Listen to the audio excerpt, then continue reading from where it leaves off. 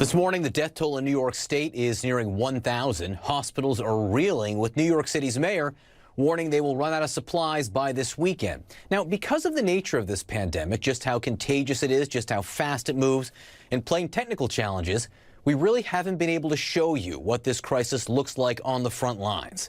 That's about to change.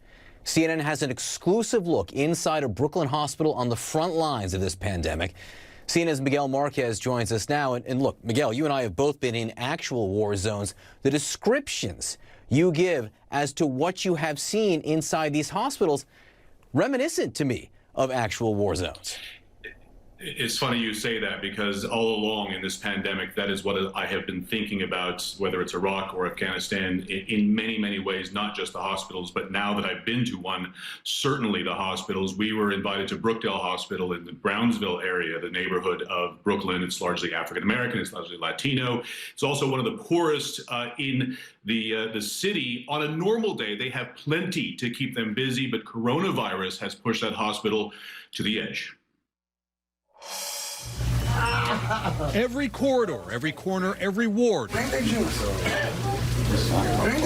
every inch of Brookdale Hospital Medical Center in Brooklyn now inundated with those suffering from COVID-19. What are you looking at on a daily basis? How difficult is this? Well, this is a war zone. It's a medical war zone.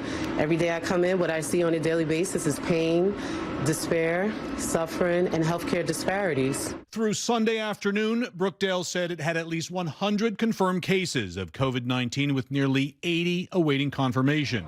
More than 20 people have died so far from the disease. On top of its normal emergency flow, coronavirus is pushing the hospital to the max. We are scared too. We're fighting for your lives, and we're fighting for our own lives. We're trying to keep our head above water and not drown. Doctors, nurses, even those keeping the floors clean, face a rising tide, uncertain how long it will rise, unsure this coronavirus won't sicken them as they struggle to stay a step ahead. What do you need right now? We need prayer, we need support, we need gowns, we need gloves, we need masks, we need more vents, we need more medical space. We need psychosocial support as well. It's not easy coming here when you know that what you're getting ready to face. The deaths here keep coming. While filming, another victim of COVID-19 was moved to the hospital's temporary morgue, a refrigerated semi-trailer parked out back. The hospital's regular morgue filled to capacity. How much room do you have in your morgue? Usually we have around 20 plus bodies that we can fit comfortably. And you've gone over that? Gone over that, and the state has been gracious enough to bring us apparatus to help keep families and keep the bodies in comfortable areas, because we didn't want bodies piled on top of each other. Brookdale needs more of everything. Today, Edwards said the hospital has 370 beds. They'd like to add more, many more. 2 weeks ago, this was the pediatric emergency room. Now it's dedicated to victims of COVID-19. Plastic tarp taped to the ceiling, offering some protection and a bit of privacy. The intensive care unit filled nearly to capacity and sealed, so fewer doors and less traffic than usual comes and goes. This window is the only place where family members can watch their loved one inside the unit as they chat with them via cell phone. It's sometimes as close as they can get as COVID-19 takes another life. As grim as it is right now, Dr. Mollett expects it will get worse. It could end in the fall, it could end at the end of the year. But this is why we're begging everyone not just to only put that pressure on the emergency department, but also for everybody to help us to help them by staying home. You think we're in it for the long haul? Oh, This is months, not weeks. Definitely. Another worrisome thing she's seeing coming through the doors, not just the elderly and those with compromised immune systems. I work at 2 hospitals. So I work here in Brooklyn, and then I work at another hospital in the Bronx, and it's the same thing. In the South Bronx, it's the same thing. I've had patients that were in their 30s, and they are now intubated, and they're really sick. I've had patients that are well. No underlying conditions. No underlying conditions. So the thing is about between life and death, as far as this coronavirus, is that this virus there's no difference. It has nothing to do with age, has nothing to do with lack of access to health care, has nothing to do with socioeconomics, race, or ethnicity. This virus is killing a lot of people. Brookdale has one advantage. Hospital officials say it can do rapid testing for coronavirus on site, its own lab. Right now, up to 300 tests a day. They hope to get to 500 a day. And right now we have about 52 specimens in here. We're about to that we're preparing to test at the moment. The hospital following Centers for Disease Control guidelines on who gets coveted tests. Patients admitted for possible coronavirus, healthcare workers showing symptoms, and symptomatic long-term patients. Each test a laborious and time-consuming process. It's very easy to make a mistake, very easy, just from an extra milliliter of reagent. Adding it to the machine can mess up the entire batch. All the 52 specimens, we would have to start all over from the beginning. ER doctors are used to stress. Dr. Mollett says she has never experienced anything like this. I don't really sleep that well at night. I worried about my family. I worry about my safety. I worry about my colleagues. I worry about how the shift is going to be the next time I come. I worry about if a family member is going to come and be a patient as well or fall victim to the coronavirus. I worry about a lot of things.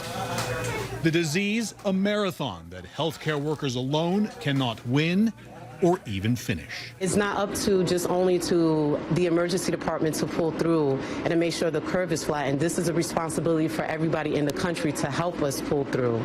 So stay the F home. Exactly. I'm very. Is that literally? I mean, how? No, how? Stay the F home. Exactly. Because it's not just us that has to help flatten the curve and take care of everybody. Help us help you. She says it will take everyone pulling together. The worst days, she fears, are still ahead. Hang in there. Now, what's maybe even more shocking is that all of those individuals that we talk to and others that we talk to off camera, they have special arrangements just for their own lives. They come to work every day. When they go home, they can't actually go home. They have to Skype with their family. They have to live in a different location. The lab technician we talked to hasn't seen his girlfriend or his daughter for 2 months, at least in person. Everybody giving 110% at that hospital, and certainly others that we've seen. Your heart goes out to them, and just hoping that the crest of this wave comes soon. Back to you guys. Miguel, that's an incredible report that you just filed there. Those are remarkable images. The people lining the hallways there jumped out at me. Is the lack of protective gear noticeable? It is. So the doctor that we interviewed, that was a surgical, paper surgical gown.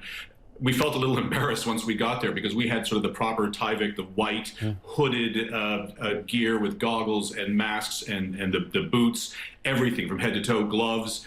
They looked at us as though we were space creatures. They were like, that's what we should have. That's what we actually need in this situation. I mean, they have thousands of employees, everybody from the doctors and the administrators of the hospital to the people who sweep up and dump the trash out. I mean, all of them just as important as the other to keeping that entire organism going. And they are desperate for more gear. You know, some of the folks that we spoke to, they stop off at Home Depot, they go to eBay, and they buy it online in bulk as often as they can and bring it in, you know, paying retail prices basically for stuff that they just cannot get.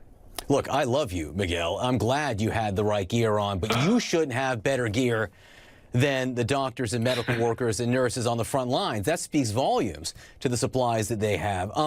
How are the other hospitals around the city and the country providing help at this point? I mean, everything that we hear from other hospitals is it's much the same. They are moving toward that max point. They are moving toward, they're dealing with all the regular trauma and all the regular cases that they have, and COVID-19 is moving them to a place where it is going to overwhelm them.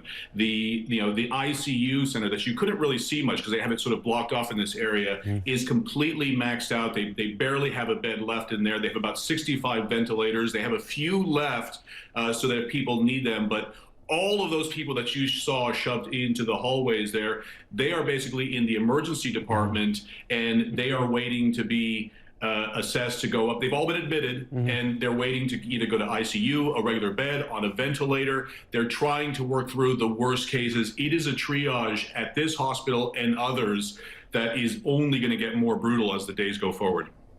Miguel, this is such an important look that you just gave us inside this fight at the front lines. These are pictures we haven't been able to see before, and I think it informs how all of us will think about this battle going forward. Miguel Marquez, thank you very much for your work and your crew for being brave enough to do that.